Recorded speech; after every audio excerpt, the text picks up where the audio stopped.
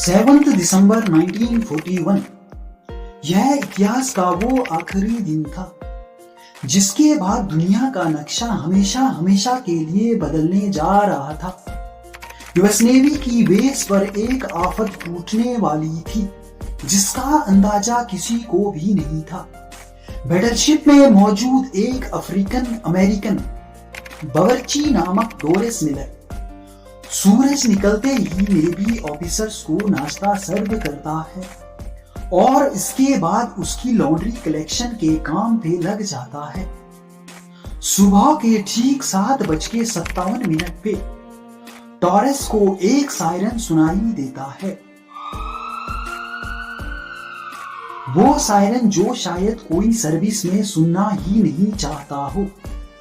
वो फौरन बाहर निकलता है और यह देखकर हैरान रह जाता है कि पूरा आसमान जापानी बॉम्बर एयरक्राफ्ट से भरा हुआ है।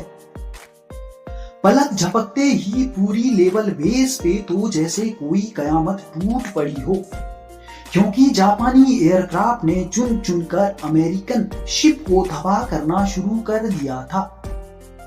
यह हमला उनकी पर्ल हार्बर बेस पर किया गया था और हम जानेंगे कि जापान ने अमेरिका जैसे मुल्क पर हमला करने की इतनी बड़ी हिम्मत क्यों की थी। डोरस नामक एक बावर्ची को अमेरिका का सबसे बड़ा अवार्ड क्यों दिया गया और अमेरिका ने जापान पर न्यूक्लियर हमला क्यों किया था। साइंस वर्ल्ड की वीडियो में एक बार आपका फिर से स्वागत। दोस्तों, हमारी इंटरेस्टिंग कहानी की शुरुआती 1941 में होती है, जब वर्ल्ड वॉर 2 में अमेरिका ने चीन को बचाने के लिए अपना सब कुछ दांव पर लगा दिया था। जी हाँ, वही जिसके खिलाफ आज 2024 में अमेरिका खुलकर बात करता है। वह कुछ यूं था कि वर्ल्ड वॉर 2 को स्टार्ट हुए 3 साल गुजर चुके थे, जिसमें एक साइड पे जर्मनी और इटली थे जबकि दूसरी साइड पे ब्रिटेन और नीदरलैंड थे। इस जंग में अमेरिका का कोई पार्ट नहीं था। अमेरिका पूरी तरह से न्यूट्रल था क्योंकि वर्ल्ड वॉर 1 में हुए नुकसान की वजह से अमेरिका खुद को यूरोप और एशिया में होने वाली जंग से बिल्कुल अलग रखना चाहता था। पर एक मुल्क था जो अमेरिका को बार बार सताए जा रहा था और वो था जापान।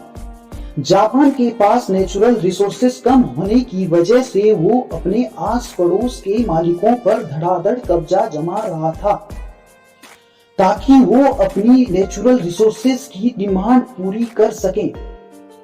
कोरिया, ताइवान और चीन के बड़े इलाकों पर जापान कब्जा कर चुका था।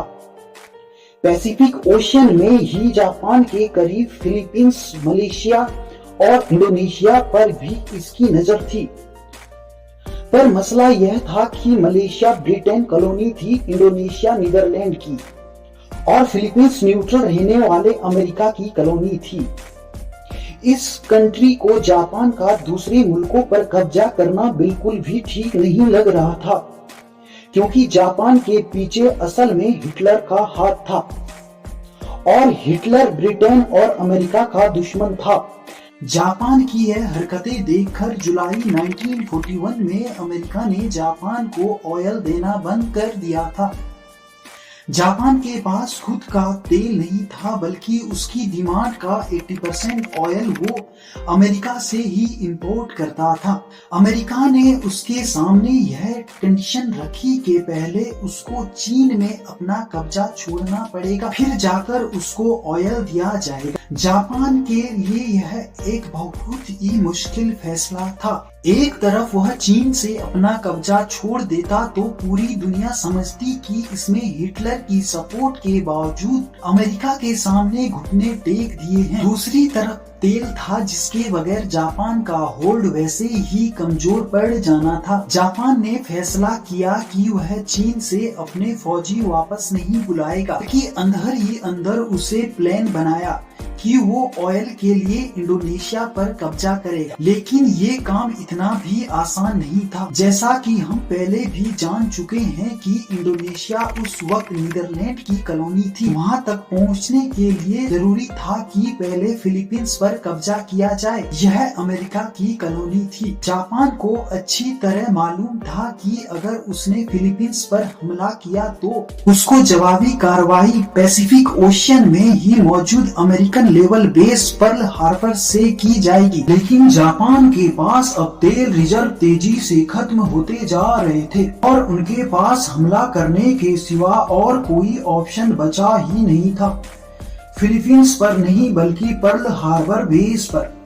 जी हाँ, जापानी मिलिट्री लीडर ने फैसला किया कि वह अमेरिका की पर्ल हार्बर बेस पे एक सरप्राइज अटैक करके पूरी बेस को ही उड़ा डालेंगे ताकि उनके बाद जापान आसानी से फिलीपींस पर कब्जा कर सके। जापान अब चुपके से पर्ल हार्बर बेस पर अटैक करने की तैयारी में लग चुका था। उसने अपनी पूरी फ्लीट तैयार करना शुरू कर दी थी, जिसमें 2 बैटलशिप, 39 सबमरीन, 30 डिस्ट्रॉयर और 414 बॉम्बर एयरक्राफ्ट थे। इन एयरक्राफ्ट्स को 6 एयरक्राफ्ट करियर के जरिए पर्ल हार्बर की तरफ रवाना किया गया। दूसरी तरफ अगर पर्ल हार्बर पर खड़ी अमेरिकी फोर्स का अंदाजा लगाया जाए तो इसमें 8 battleship, 59 anti aircraft ship, 4 submarine और 390 एयरक्राफ्ट थे। देखा जाए तो अमेरिका के पास जापान का हमला नाकाम करने के लिए काफी फोर्स मौजूद थी, लेकिन इसके लिए जरूरी था कि इनको पहले से इस हमले की इंफॉर्मेशन मिल जाए। पर जापान यह अटैक हर तरह सीक्रेट रखना चाहता था। जापान से निकलने वाली फोर्स करीब 8000 किलोमीटर का फासला तय करके अब पर्ल हार्बर से सिर्फ 370 किलोमीटर दूर थी। 7 दिसंबर 1941 की सुबह को 7:57 पे 350 जापानी एयरक्राफ्ट ने पर्ल हार्बर पे 2 अलग अलग ग्रुप में धावा बोल दिया। अमेरिका जो इस हमले से बिल्कुल लाइल्म था। जापान के पहले ग्रुप ने गोलों की बारिश कर दी थी। 45 मिनट तक ये पर्ल हार्बर पर हमला करते रहे और फिर वापस चले गए। पहले तो यूं लगा शायद हमला खत्म हो चुका है, लेकिन 10 मिनटों बाद बॉम्बर एयरक्राफ्ट का दूसरा ग्रुप आया और बची कुची नेवल बेस को भी गोले बरसा बरसा कर तबाह कर दिया। पूरे 1 घंटे और 15 मिनट तक ये हमला जारी रहा, जिसमें जापान का पलड़ा हर तरफ से भारी था। अमेरिका की 20 बेसल, 8 बैटलशिप और 300 से भी ज्यादा प्लान्स को खड़े खड़े तबाह कर दिया गया था। कि अमेरिका की एक बैटलशिप में अफ्रीकन अमेरिकन बावर्ची डोरिस मिलर भी था, जिसका जिक्र हमने वीडियो की स्टार्टिंग में किया था। लॉन्ड्री कलेक्शन के दौरान टॉरेस को एक सायरन सुनाई दिया।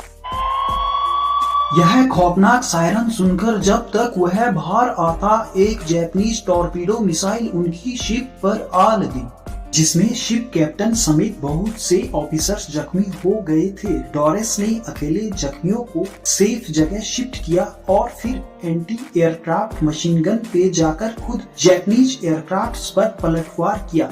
उसने बगैर ट्रेनिंग के टोटल 6 जापानी एयरक्राफ्ट्स को गिराए थे। जापान ने टोटल 29 एयरक्राफ्ट्स खोए थे। डॉरिस मिलर पहला अफ्रीकन अमेरिकन था जिसको बाद में नेवी फ्रांस दिया गया।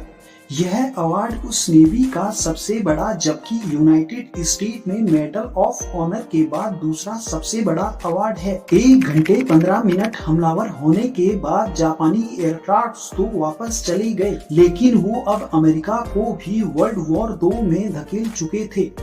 वहीं अमेरिका जो इस हमले में पहले वर्ल्ड वॉर 2 में शामिल ही नहीं था। अमेरिका ने पर्ल हार्बर पर हमले के अगले ही दिन जापान को सबक सिखाने का फैसला कर दिया और उसके खिलाफ खुली जंग का ऐलान भी कर दिया। अगले 3 महीनों तक अमेरिका अपनी नेवल बेस को वापस रिस्टोर करने में लगा रहा। खुशकिस्मती से कई शिप शैलो वाटर में डूबी थी जो रिपेयर्स के काबिल भी थी।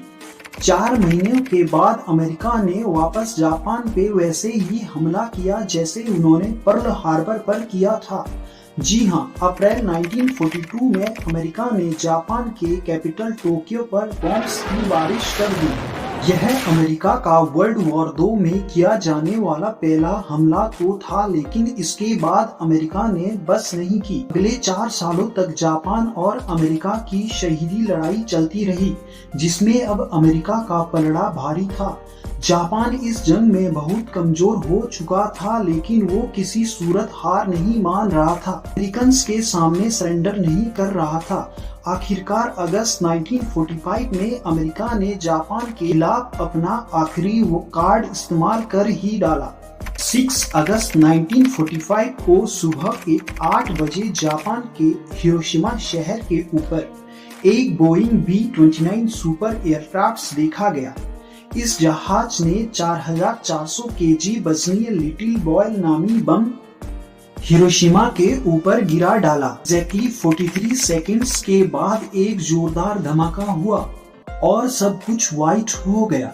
उसके बाद एक फायरबॉल जमीन से आसमान की तरफ गया, जिसने जमीन का टेम्परेचर 5000 डिग्री सेल्सियस तक पहुंचा दिया। यह हिस्ट्री का पहला न्यूक्लियर अटैक था, जिसने सिर्फ एक चुटकी में ही पूरे हिरोशिमा पर 80% से ज्यादा इमारतों को मिट्टी में मिला दिया। जापानीज मिलिट्री लीडर्स के तो जैसे पैरों तले जमीन खिसक गई थी। 9 अगस्त को अमेरिका ने जापान के शहर नागासाकी पर भी न्यूक्लियर बम गिरा दिया। ये मार्क 3 बम था, जिसका कोड नाम फैट मैन रखा गया था। 4670 केजी वजनीय इस बम ने गिरते ही पूरे शहर को सफाई हस्ती से ही मिटा डाला। ये वो 2 न्यूक्लियर बम्स थे जो इंसानों पर इस्तेमाल होने वाले पहले और आखिरी बम थे। एक अंदाजे के मुताबिक हिरोशिमा और नागासाकी के हमलों में 2,07,000 के करीब लोग मारे गए थे। हमले के अगले ही हफ्ते जापान ने अमेरिका के सामने सरेंडर कर लिया और इसके साथ ही वर्ल्ड वॉर 2 भी अपने अंजाम को पहुंचा। दोस्तों, उम्मीद है कि साइंस वर्ल्ड की यह वीडियो आपको जरूर पसंद आई होगी।